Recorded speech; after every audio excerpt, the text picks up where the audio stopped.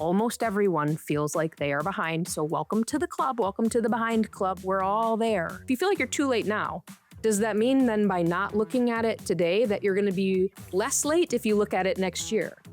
You're just going to be another year down the road of feeling too late. So again, there isn't any judgment and it doesn't do anybody any good. So let's just dive in and get started, because it is so freeing to understand that every dollar, you can give every dollar that you have a job, and you can give it a job that you actually want it to do.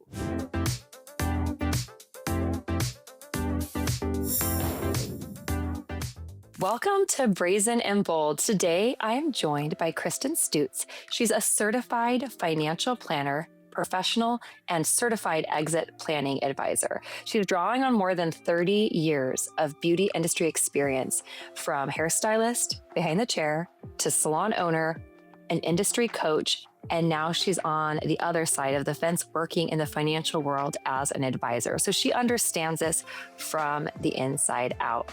I'm so excited to have her on today. We are going to discuss such an important topic because we're talking about money, business, long-term strategy, success, what it looks like as a salon owner, whether you're a small salon, an individual solo person, how you can make the most out of your financial strategy, gain peace, and then that especially critical piece that you have certification in as exit strategy planning. So I'm really grateful to have Kristin on our show today. Welcome. Thank you so much for having me, Heather. I appreciate it. Yeah, there's really no better person to have this conversation because you know this side of our world, and it's really hard, I think, to make a transition into the financial part. Where was it in your path and in your process over the last 30 years in our industry that made you think, forget scissors, I'm into spreadsheets? It was not my plan. How's that? There was a bigger plan for me. Even better. Okay, Yeah. plot twist. Okay. Yeah, totally. So, rewinding a million years, like I should have known that I wanted to be a stylist. I loved being a model for the hair shows and all that good stuff, and did all that, and still thought that I needed to go to college and do something different because that's what your parents tell you that you should do, and all that good stuff. Yes. And I got to college and had no idea what the heck I wanted to do. Jumped majors a bunch of times, and eventually ended up as a receptionist in a salon, and which of course naturally I did. And the last semester that I was in college, I joke and say that I majored in the 3 Bs, which are beer, booze, and boys. And I was on the dean's list, man, rocked it.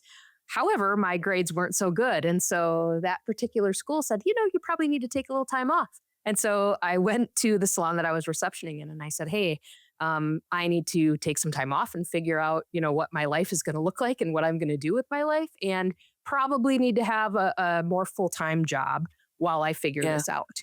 And they said so graciously, well, we could offer you the opportunity to be an apprentice, and we can pay you to learn how to do hair. And if you like it, you've got a career for life. And if not, you've got a really great part-time career to put you back through college to figure out what it is you want to do. And I was like, yes, that sounds like a great plan. And so really fell into doing hair. The minute I put the shears in my hand, I loved it. I loved everything about it. And went on to open my own salon. And after, 11 years or something like that, God played a little trick on me and gave me a health crisis, and a big health crisis that literally changed my DNA. I had just doubled the size of my space. We had moved locations, added staff, and it was just after holiday. And I'd worked really hard to get myself out from behind the chair. And of course, then when you expand, you're like, oh, but it'll be super fun to be back behind the chair in my new space, because how cool is this? And so worked really hard over the holidays and just was kind of tired, but you equate that to working hard and a little out of breath. I'm like, well, I'm out of shape. Yeah. I'm, all that stuff. Went in for my annual physical, and they told me, you are so anemic that we think you need a blood transfusion. What? So 3 days later, literally in the span of instants, I was literally plucked out of my salon and sent to the Mayo Clinic, where I lived for about 9 months and had a anonymous donor donate his bone marrow, his stem cells to me, because I was literally on my way out. I had leukemia and I needed a bone marrow transplant, or had weeks, basically weeks to a few months is what they told me if I didn't do treatment immediately that I would live. Wow. So this was not just anemia. This was like a little bit of a bigger deal. Merry Yeah. Christmas and a Happy Yes, New ma'am. Year. Correct. And about your salon. Good luck with that. Uh-huh.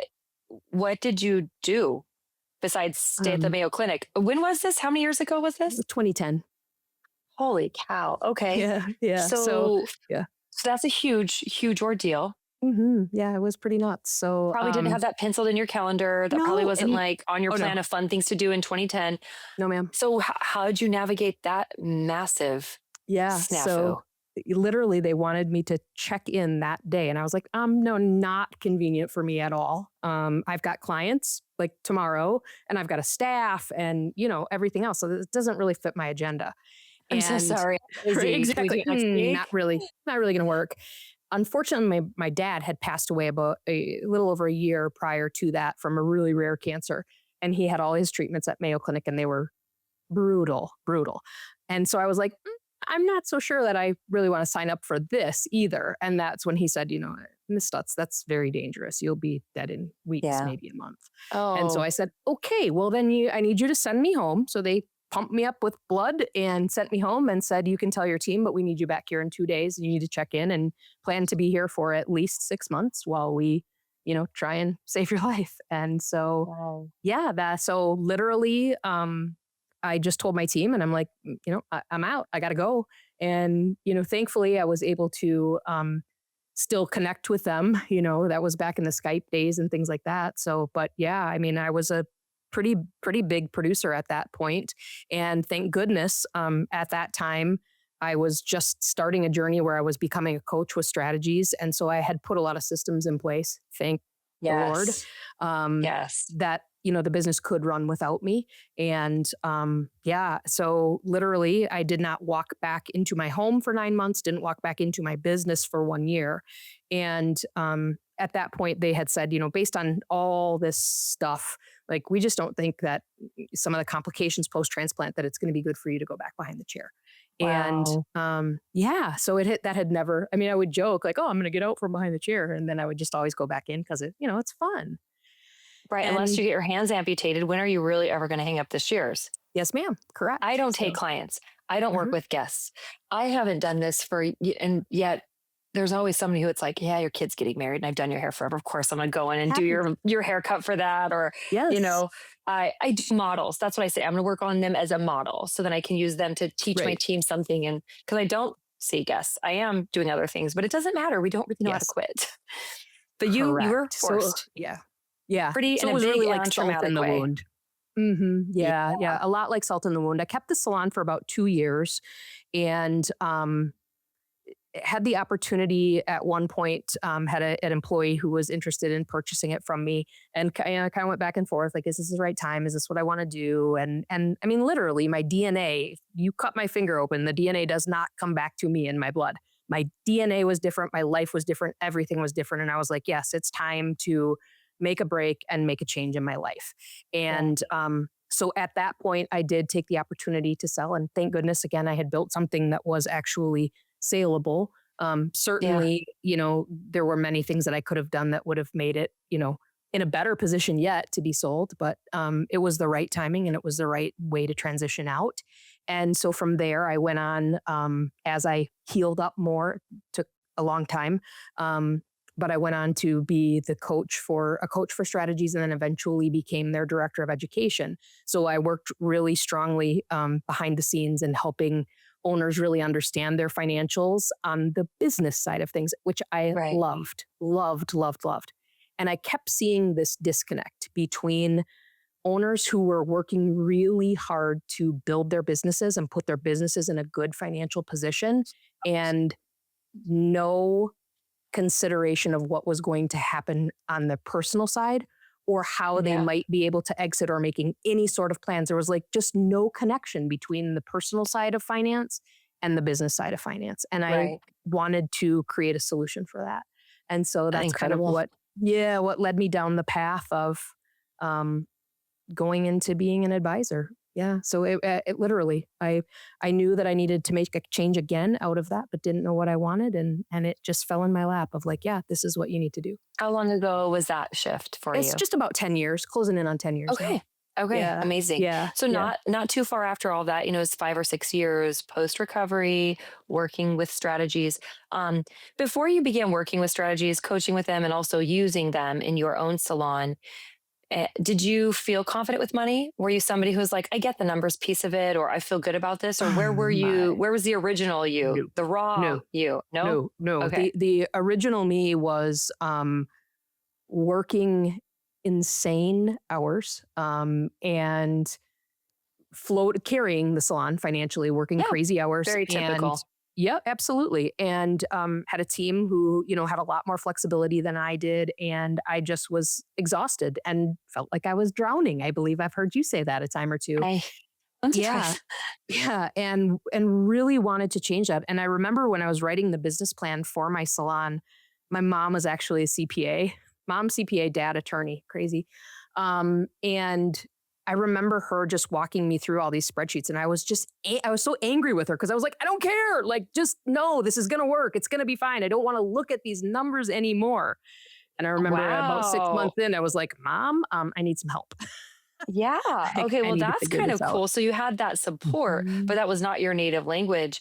What were some of the hardest early lessons that you learned as a salon owner, like your earliest financial lessons as you You before bet. the hey mom, come check Yeah. this out, 6 months in? What were Yep. some of those challenges for you? Sure. Very first one.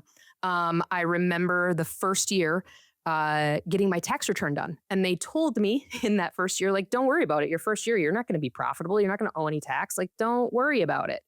And they Ooh. did my tax returns and they were like, oh, by the way, you owe like $8,000 in taxes. I was like, have, I don't have any money. How am I possibly how do I owe anything? There's no cash in this business. So that was my first lesson. Profit is not cash because I had accumulated that really, really quickly. And Yeah. putting things on credit cards and things like that. And just I didn't know how to handle it, didn't have the money. And yeah, profit and cash are not the same thing. So would you say your personal finances, not only your professional ones, that you're like, a lot of salon owners or stylists will say like, oh, I make this much. I've had friends in other businesses say, oh, I make 800,000 a month. And I'm like, do you make that or do you touch that? Because those are very different stories. And I could touch $800,000 and spend 810 and I'm in the whole $10,000 a month, even though I'm touching 800,000. So Yes, ma'am. what, was that something that you think you just kind of you didn't slow down enough to do it? You were excited by looking at your books going, oh my gosh, I'm bringing in this much a year, so I'm just going to spend it. Like, what do you think it was for you?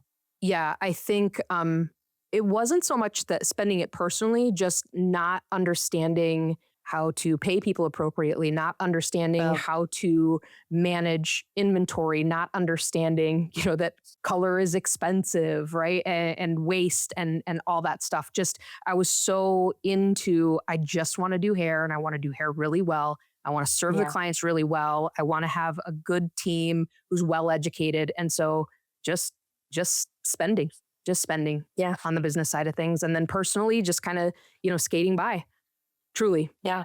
You come from a cold climate, so it's probably ice skating, but I imagine you biffed a couple times along the way. So those are some of the earliest things. And I was wondering, like from your vantage point and where you've started and where you've come now, where, all the places in between, what do you think the biggest difference is between growing, making a lot of money, growing a great business, and then actually building wealth? Help us Yeah, understand that distinction. absolutely. So I would say revenue is in some cases, can be a vanity metric, right? So if I asked, I think a lot of owners, if I said, would you like to have a salon that generates 2 million, 3 million, 4 million? They're all going to say, yeah, heck yeah, absolutely. Not all. Most are going to say yes, because that, association is high revenue equals success. And if I flip that on its head and I say, would you rather have a salon that generates $3 million a year and you're putting $50,000 in your own pocket? Or would you rather have a salon that generates, you know, $750,000, but you pay yourself, you can pay yourself 150 and you can pay your team, all well. And this is just hypothetical. Which business would you rather have? That's a Less no-brainer, I revenue, hope. right? Less revenue, more personal income, more, but it's Yeah. it's something that is not considered, I think, enough in the industry. Yeah, that's a great point. And I think so many people, as if you remember that darling little girl who was starting a salon years ago, whose mom was an accountant, so many of us are intimidated by numbers, we're bored by them, or like, I want to know what I can do. Like, oh yeah, I love that 750 a year, but I make 150 and pay my team well. Yeah, I like hearing that story, but the gap between that and then sitting down and understanding how to do that and build it can be really overwhelming. How do you help people stop feeling like so overwhelmed or intimidated by understanding their financial picture? Well, I think first and foremost, I hope it's just by nature, but I have zero judgment. And I think that is a piece that holds a lot of people back from wanting to reach out to a Yeah. professional, any Oh. professional, whether that be an accountant or a coach or anything else, because, we come in with a lot of money shame. We come in with a lot of shame of, I'm not a real business owner. I own a salon. That's not, for some reason, we just think that's not a real business, which is the most ridiculous thing I've ever heard in my life. And so there's a lot of shame that comes with that.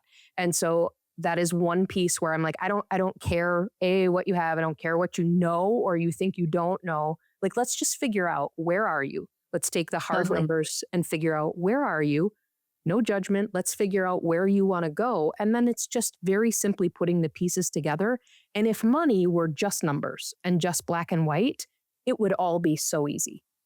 Yeah. But it's not. And then there's the other side of the puzzle that's really important, which is being able to walk people through some of the things that they carry with them in relation to money. And we all do. I do, I'm sure Yeah. you do, Heather, as well.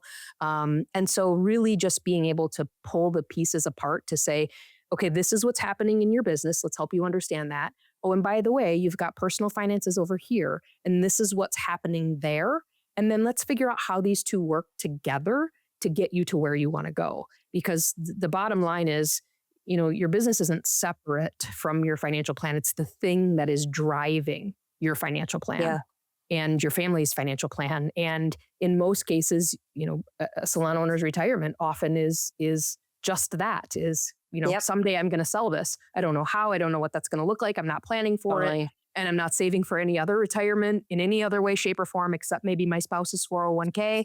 Right. And so Yes. those are all pieces that we really want to address. And the earlier we can look at that, because I can tell you, I was 35 when I had my transplant. Did I think that 2 years later I would be selling my salon? Absolutely not. All right. And so we have to plan for that early on. Yeah. And no one, well, I don't know a lot of people. I'm a little bit morbid myself, but normal people don't, the Wednesday Addams out there can feel me, but a typical person doesn't like to contemplate their eventual demise. Or I remember interviewing somebody and they're like, we're all going to exit. You're going to either sell, fold, die. Like, newsflash to anybody listening, no matter what it is you're doing right now, today, loving it as much as possible, you will not be doing it forever. No one is going to do anything indefinitely. And it's kind of like, oh, that's not sexy. Yeah. Like, no one wants to talk about that. But it's crazy. An exit strategy is empowering. It doesn't necessarily have to be because a big, bad, looming, scary thing is going to happen. Like, why can't it be exciting and something where it's like, in 5 to 6 years, I'd like to sell my business to somebody on my team, build them up as a leader, and have a beautiful exit. Or I hope to make this the most expensive business I could sell, and then peace out. I'm going to live in a hut in Costa Rica. I'm not here to tell anybody what that should look like, but you can't get there without talking about it. And That's so correct. I do appreciate that. And I'm thinking too, like, is anybody listening to this who's like, that's nice, maybe I'll call her in 10 years. Someone who's a little intimidated or doesn't know where to start. What's something that you would have any salon owner start doing right now? Like, I'm done with the episode, 30 minutes are up. Now what am I supposed to do? Like, what would you have us do? Yeah, I think just like the number one thing you see most of us not doing.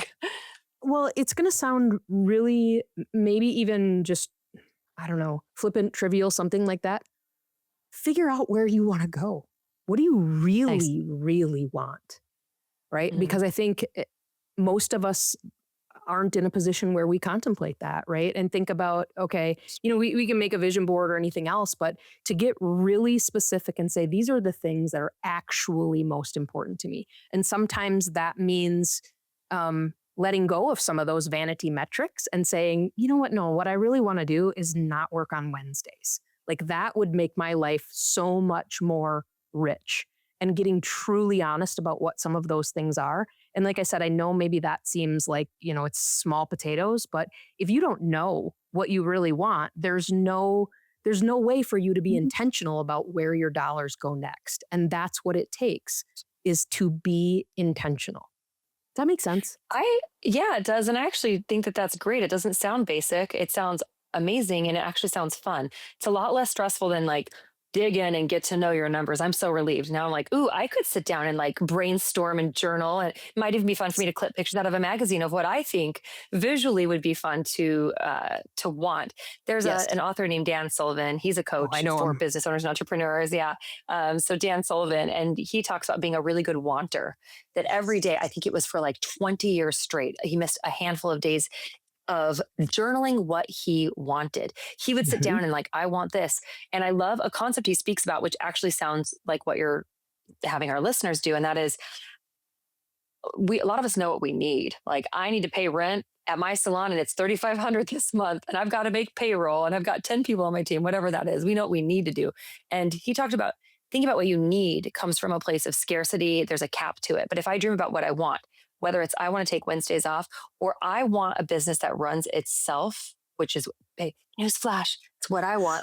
Yeah. I want a business that I can go into because I like to say hi to people I care about and spend some time in an environment that I've built that I love. But I want a stable place for 12 chairs to be full time. Yes. I am not a sexist. I employ all genders and love all people, but I'm really, really passionate, especially coming as a single mom, about providing a space for women to work with Yeah. flexibility so that they can live other parts of their lives. So, like, these are some things I want. And I actually want to have a ton of disposable time to be able to connect with people like you, Kristin, to go to Yeah. industry events, to get to know people, to do creative work and projects, and frankly, to get involved in more charity and more things like that. That's what I Mhm. want. It's Yeah. not what I need, it's what I Yeah. want. And I love the idea of, I mean, if I'm listening to this, I'm like, I'll sit down and write down what I want right now. That actually Yep. sounds exciting. So you heard it from the expert herself. Love it. Speaking of women, which, like I said, I love all people. Please don't take this Yes. wrong if you're not a female identifying person listening to this show. But what is something, especially that you want women to know or hear today from you about finance? Yes. This one I think is really important. Um, I'm going to start with saying, stop saying you're not good with money. Okay. Number two, you are good with money. And I have receipts, I have proof. So in most cases, I would say that it is the female in the household who actually runs the day-to-day money in most cases. And it is the women who can figure out how to go to the grocery store and feed two kids on their existing income, right, as a single mom, and can figure out how to pay the rent and pay the light bulbs and do all of those pieces. We can figure that out. It's not that we are bad with money, right? And so I think that's the first thing, is let's stop that narrative, because it is serving no one, absolutely no one. And then the second piece is really to think about, I mean, it's like the airplane analogy, right? When you're flying, is to make sure that you put the oxygen mask on yourself. Because again, for women, we are the last to think about what we want. I want my kids to have this. I want my kids to go and do this. I want my spouse to do this.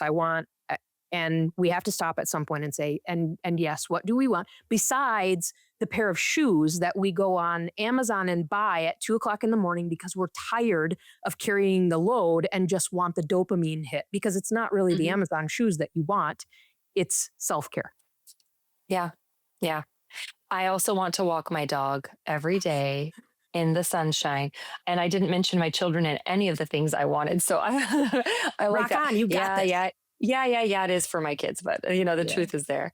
Yeah. Um, you know, at what point do you think a salon owner at what point in their journey as an owner should they start considering an exit strategy or that Day one. long-term financial plan?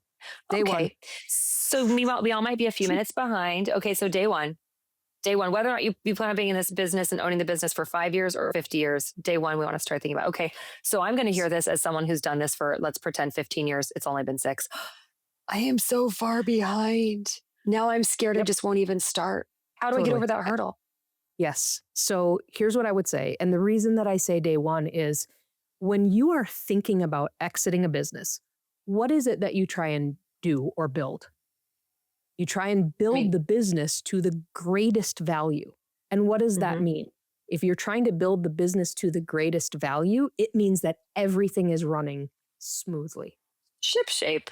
Yep. Right? And so why wouldn't we want that from day one? Why wouldn't we? Why wouldn't we? Right? And so that is number one. Now, to get over the hump of feeling like you're behind, who does anything perfectly? Right? And I have not met with anybody, whether they're an entrepreneur or a business owner or working at a W-2 job or are a CEO somewhere, who doesn't say, I wish I would have started saving sooner. I wish I would have started paying attention to my money sooner. Almost everyone feels like they are behind. So welcome to the club. Welcome to the behind club. We're all there, right? You saying we're not that special? The overwhelmed ones who feel like they're too late? Right. No, we're not that special. And if you feel like you're too late now, does that mean then by not looking at it today that you're going to be not less late if you look at it next year? You're just going to be another year down the road of feeling too late. So again, there isn't any judgment and it doesn't do anybody any good. So let's dive in and get started, because it is so freeing to understand that every dollar, you can give every dollar that you have a job, and you can give it a job that you actually want it to do, and to actually have that agency to really be able to claim that back and be empowered to say, yeah, this is what I want. This is why I'm working so hard. This is why my feet hurt. This is why I travel where I do, because I want all these things. And it's not, truthfully, is not the stuff that any of us want, right? We don't want the cars, and we don't want, again, I'll go back to the Amazon shoes. We want the feeling of whatever that thing, that perceived feeling that we think we're going to get from it, right? And I don't know about you, but if you've ever made a purchase, you're like, oh, I've been waiting and waiting. I want this thing so bad. And then you get it. And like a week later, you're like, okay, well, now I just want this. What's the feeling that you wanted? And the good news is, realistically, we can, from a mindset perspective, we can figure out how to feel a lot of that now. And I relate that really back to my cancer journey of, I've never been more grateful in my life than when I was laying in a hospital bed every day. I've never felt more peace, because the realization that I had in those two things is that obviously every day is a gift when you think you only have a few left. And second, realizing that what we think we have control over is really an illusion. I mean, truly, what we have control over. I feel very called out right now, and I would like to thank you for joining us on this show. We're going to go to wrap. No, quit exposing me. Right? It's true. I mean, I was so peaceful because all I could do. Yeah, it is. And so surrender. I hope that I can convey that to the clients, along with, you can be empowered and you can get these numbers down and you can get dollars where you want to go. And at the same time, there's an element to life that you can't control. So we also have to figure out, how do you enjoy it now? Hey, business owners. Yes, you.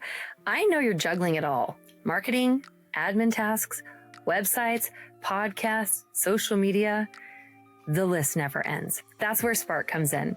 We're a virtual assistant company built just for small business owners, because once you're able to delegate, we know you'll be able to dominate.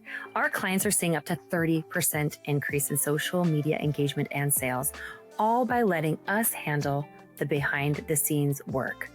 Not to mention an incredible boost in flexibility, profit, and time. So scan the QR code right now to schedule a free chat with my team.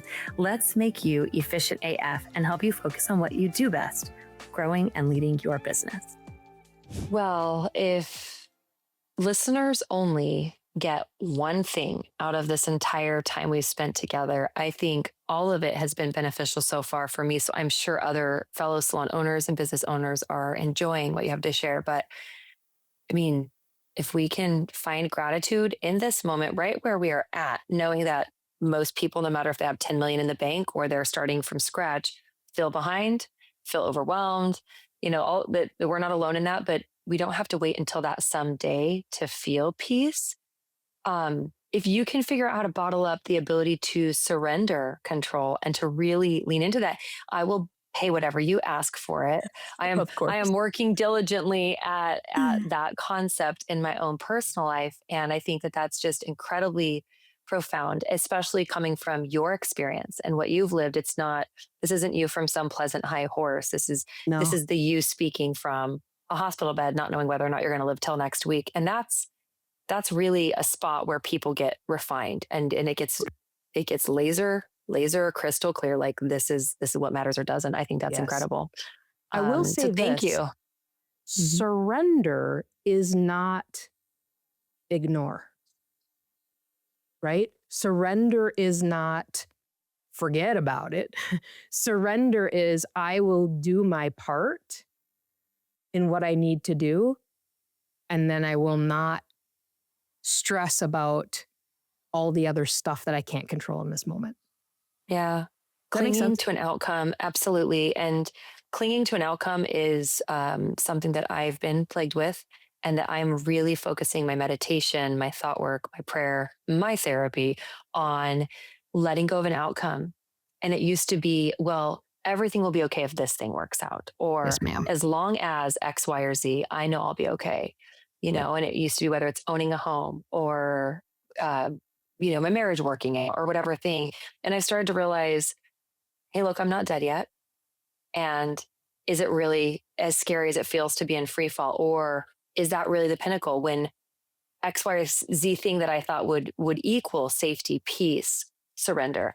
Is that really where I felt then? And so unfortunately, and alternately, incredibly liberating to know it has nothing to do with outside circumstance. It has everything to do with our inner state of mind. And that's real work. It's real work to not only understand, but accept it. And, you were saying, okay, so surrender, it's not about what you have, just like letting go control, doing all that you can. It's not sticking your head in the sand. It's not ignoring your numbers, but it's also saying, I'm doing all I can and I'm just going to relax.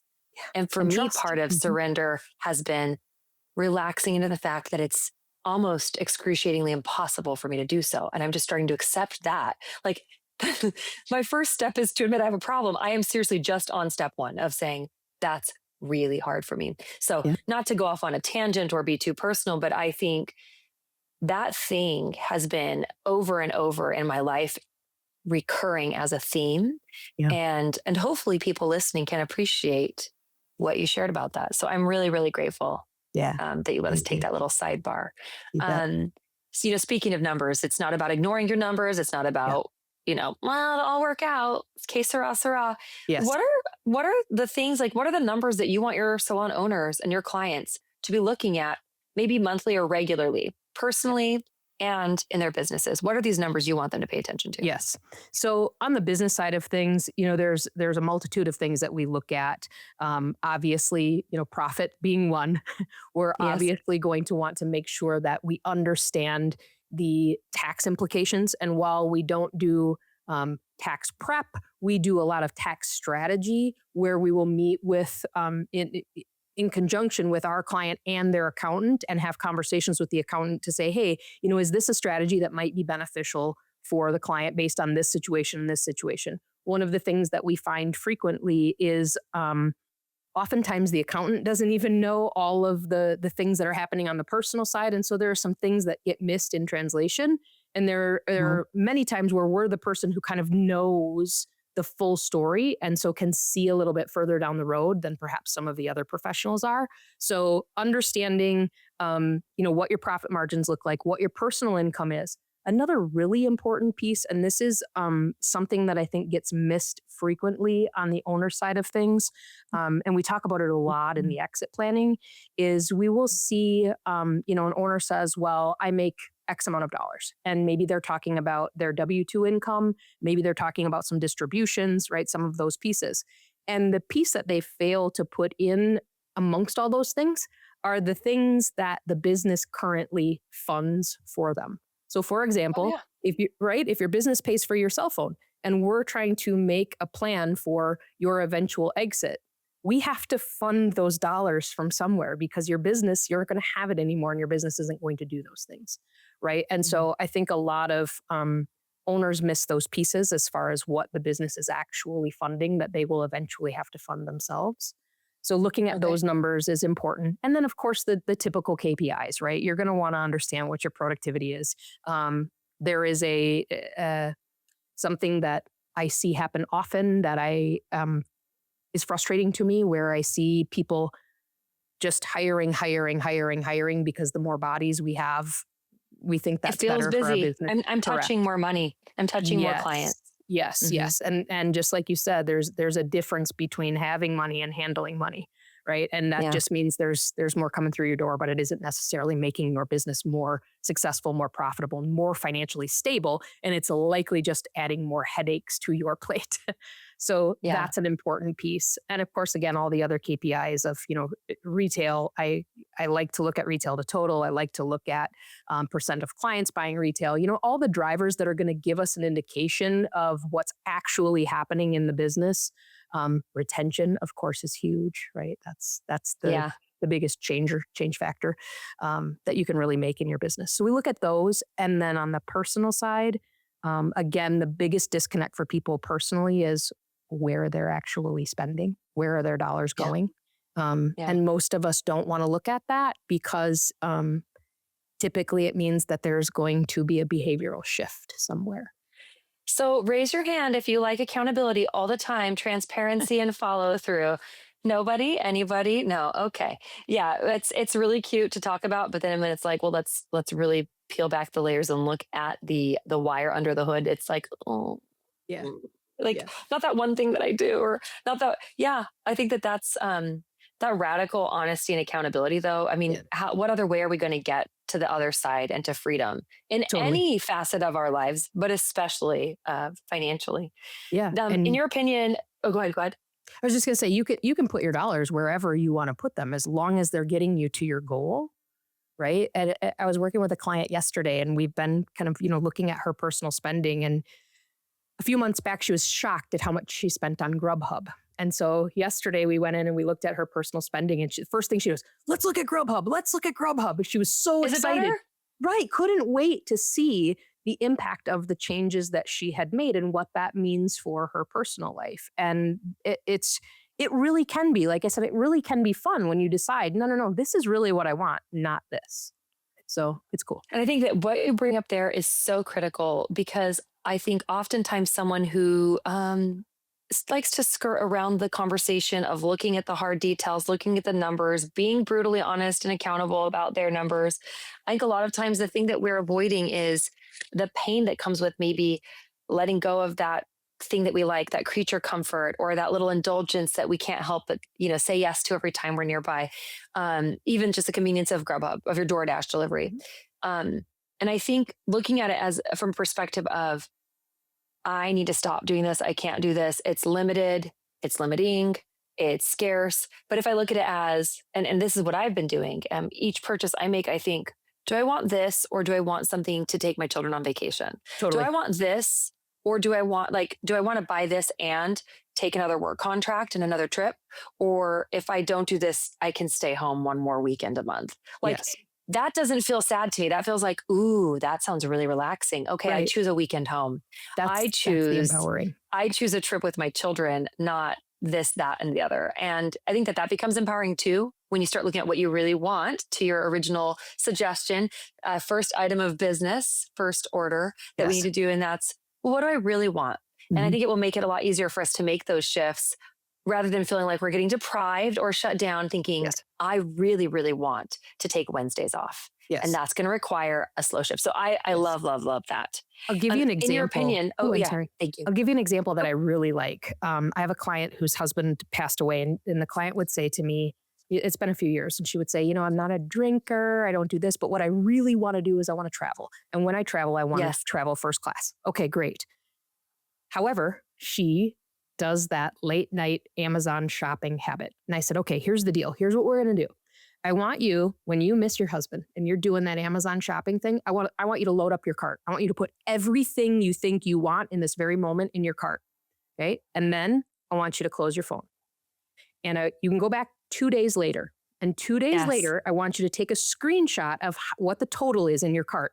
And then I want you to go back through and say, do I really want this? Do I really want this? Do I really want this? Do I really want this? Take out Yep. whatever you don't want. And maybe it's nothing. Maybe you really do want and need all of it.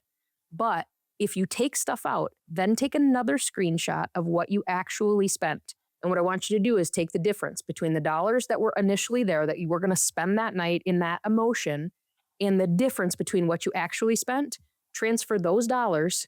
She has a savings account that's titled Pods because she wants to travel in the first class pods when she goes. And so she transfers the dollars Ooh. into the pods, right? I mean, that's just being intentional. So I love that idea because it's not just like, good job on paper. You had $200 extra to your pod. It's like you literally almost hit yes, buy, send to my door by 3 a.m. tomorrow. And instead, I want you to take it and put it. That's fun. That's Yeah, it's actually fun. like, That's ooh, right. now I'm getting somewhere. Yeah, I Yeah. like that. I like that a lot. And I Yeah. think that, you talked about mindset and you talked about you don't bring any judgment to the table when working with a client. I think that's so important because that's a barrier to a lot of people getting help that they need, whether it's a resource psychologically, physically, emotionally, financially. You've got to come with your real actual shit. You've Yep. got to come and say, this is what I'm dealing with. And you Mhm. can't get help unless you're willing to say, here it is. Don't look in that closet. Nope, not there. Don't open that file. Yeah. So being that you're such a safe place for that, which is huge, but also it can be really fun and expansive to look in these Definitely. ways, which I really love that story. That's cool. Yeah. I got to think about what that thing is for me now. Mhm. I don't have an answer yet. I'd come up with it. I would be accountable and I would be honest about it. I'm not sure yet, Yeah. but I really like that idea of finding out like where can I effectively pay myself for the restraint and discipline. Mhm. That Yeah. sounds fun. It is fun. It is fun. It's interesting. My dream forever was to own a lake home in this area, and we moved in December. And so Are you every day recording from your lake home? I am. There's a picture I of my lake right love in the back, sunset of my lake. this. Yeah. I love And this. it's amazing. And so every morning it's like I wake up and I pinch myself. I'm like, oh my gosh. But I'm kind of in that same process of like, okay, well, now what do I want? Right. And Yes. so what I've been Yes. thinking on lately is I want it would be awesome if this was like a generational thing. Like my grandchildren could have this, and Yeah. could maybe be funded so they didn't have to worry about paying for it to take care of it so that their kids could have it. I mean, how cool is that? So That's incredible. yeah, it is. You help people exit. Speaking Yeah. of this beautiful lake home, which congratulations. Thank you. That makes me so excited for you. Whether the thing you wanted was a pod for your trip, tell her to call me. I'll Yeah, be right. in coach back here, but I'll be cheering her and her pod on. Yes. Can you pass back some of the good snacks? As Right. I'm sandwiched between 3 people, Yes. sitting upright in the full upright and locked position all the way across the ocean. But Yes, ma'am. I love that is something that you have wanted and that you have built for yourself. And then what else do you want? You didn't limit yourself and say, well, I got it. Now it's time to be grateful. Be grateful the whole way, even when you're in process of it. Oh And yeah. then what else do I want? I mean, how fun to think this is going to be for the kids or the grandkids. You're talking now about exit and exit strategy, whether it's exiting from the lake house or exiting from, I need to be responsible for day-to-day payments on maintenance, to I'm exiting that problem and I've got a fund set up now that's going to self-sustain. And here's Yeah. how. I mean, hello, dream life. So Totally. we don't get there if we don't totally surrender, open up fully about where we're at and what we Mhm. need, start thinking about what we want, get serious about dialing it in, and realize it's never too late to start. So, That's right. exit strategy, the thing that you're certified in, Yeah. asking for a friend who wants to walk her dog more and have more time off. what what are the basic concepts around exit planning, or what a salon owner and business owner need to start thinking of, no matter what age they're at or how far off they are from that goal? What do we need to start thinking about for So exit first, planning? first and foremost is how dependent on your business is how dependent on you is your business, right? The more reliant on you the business is, the less saleable it is, right? Because Hmm. if it has to have you to survive, whether that's because you're generating a ton of revenue behind the chair or because you have your hand on everything, the more removed you are, the easier it is for somebody to come in and purchase your business. Good. Okay, Yep. so big green check mark for me on Yep. that. That might be the only big green check mark I have on anything you've talked about today. So I'm gonna definitely pat myself on the back there. At a girl. Um, I mean, I don't, a lot of people, and I want you to talk about this maybe, the psychological challenge of losing our significance and being needed in our business. I see it in every facet of life as well. Like, oh my gosh, my kids are so independent, they don't need me. Hello, that's the goal: raising healthy, well adjusted, independent, free thinking adults. Right. But what are some of the biggest challenges or roadblocks you see from people, like that thinking part of it? So Yeah. many of us have a thinking problem Yeah. between, but if I don't, I'll lose relevance, versus this is what you could get on the other side. Again, like the, don't just say, don't buy those things at 2 a.m. on Amazon. Think, what do I have on the other side if I don't? So, as it pertains to my own involvement in my business, my lack of relevance or meaning or purpose, what do you do to tell people how to get out of that way? Because that's very Well, hard for a lot of oh, us. it's very hard. It's very, and regardless of whether, again, you're an entrepreneur or you're a W-2 employee, when retirement comes and you have that life shift, it's a, what do they call it? Navel gazing, where you have to look inside and figure all those pieces out. But I think it's important to really determine what is important to you and what you want that next phase of relevancy to be. What is it that you want to spend your time doing? Because believe it or not, I love to golf. I love to be out on the water, but 7 days a week, 52 weeks a year, after a while, that gets a little bit old. And we all want to have, some sort of purpose that matters. And so figuring out what those important things are to you, whether it's, volunteering, whether it's another career. I mean, there's so many people, who retire from their quote unquote day job and go and do something else where they know they've got skills and they have, a passion for something. You don't have to retire, and that doesn't mean that you have to stop working, right? Or yeah, Or whatever those stop pieces having meaning, purpose, and value. In fact, please don't, because are. Right. studies show that people who retire and don't have meaningful contribution in some way, whether it's their church, a charity, a social club, or some project based thing that they're doing, they die quick. Yeah. So exit from needing to work, but don't exit from purpose, just because I don't want people to be dying prematurely. Because they're going to listen to this podcast, they're going to do everything you say, they're going to Yeah. find your website, and the next thing you know, I'm like, why did all my friends kill over after 5 years? Yeah. So please keep your Yeah. purpose. Right. But this is a huge challenge, though, for people, It whether or is. not it's like, so leaving from behind the chair, which I've done hypothetically fully. But I miss my clients, but it's so fun. But how will my team trust me and build rapport if they don't see that I'm doing what they do? Yeah. Not a problem. Hasn't been a problem. Okay, Correct. but now I'm not in salon every single day because I have a PS killer salon director. Shout out to Monica. She's She's amazing. great. I have great team doing amazing things. I have my Spark team running a lot of the back end admin work. So I'm really I'm just there to, I don't even know what I'm doing anymore. And like I know what that's like. So I'm just saying I know what that's like. But like, how do you suggest people prepare mentally for that shift? Or what do you suggest people do to really get into the space of doing that? Because the truth is, when we're the massive, we touch everything, we're the bottleneck for any success, whether it's scaling or selling, people don't Yeah. want to buy that. Right. That's Right. not a sellable thing, like you say. So how Totally. do we wrap our minds around that? Well, I think first and foremost, what I see a lot of owners end up positioning themselves in the space of wanting to sell is more, I'm running from something Mhm. instead of walking Mhm. towards something. Right. Like Mhm. I'm just done. I'm tired. And that's not going to lead you into the next space of fulfillment. In fact, there are studies in the CEPL designation that I have that say 85% of business owners, not industry specific, but business owners in general, regret selling their business 1 year later.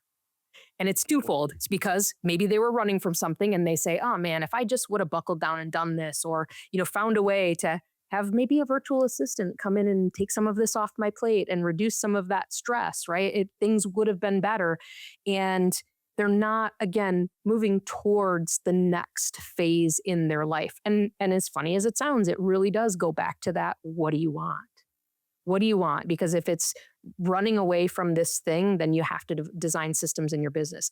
If it's exit because I want this stuff in my life, I want to spend time with my grandbabies, I want to walk my dog more, right? I want to build this new business, I want to volunteer for my church. Those are the things that we have to define, because if not, you will regret the exit. And Okay. it's not a space to be in. And I think that goes for a lot of things that people choose to exit in any way, shape, or form. I remember a time in my life where I thought like moving might solve my problem. And then what I realized was if I move, then I'm still there.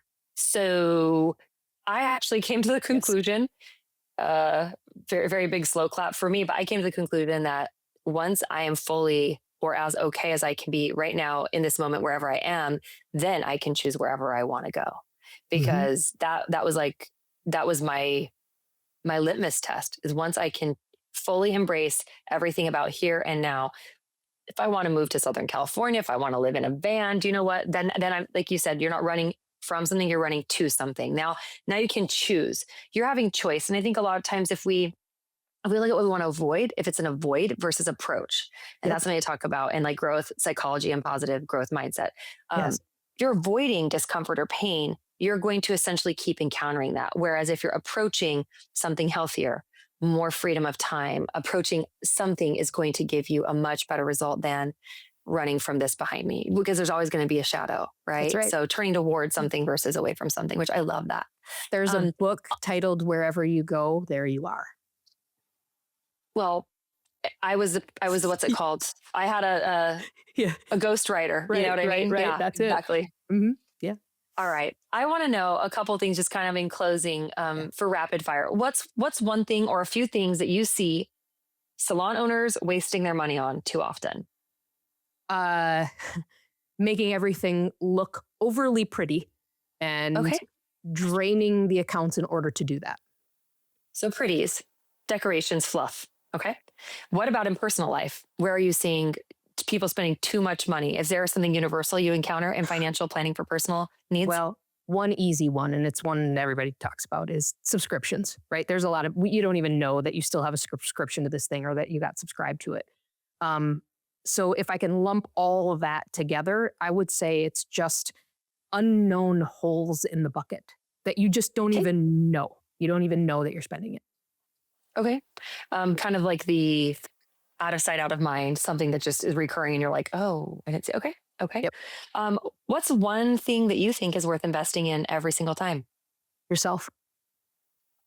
I love that. For some reason, I'm not surprised. I love that. What's one small habit people can incorporate immediately in their financial life, whether it's in business or personal, that they're going to see a difference? Yep. Pay yourself first. That's such an easy one. And even if it's just, if it's $10 a week, it goes into a savings account. I would say once you get a healthy savings account built up, don't forget that investing is also important to help your money grow. Okay, awesome. And then in closing, what does success look like to you beyond just a dollar amount? That's something that that I've been thinking about a lot, especially since our last conversation. But what does success look like to you, Kristin? Yep.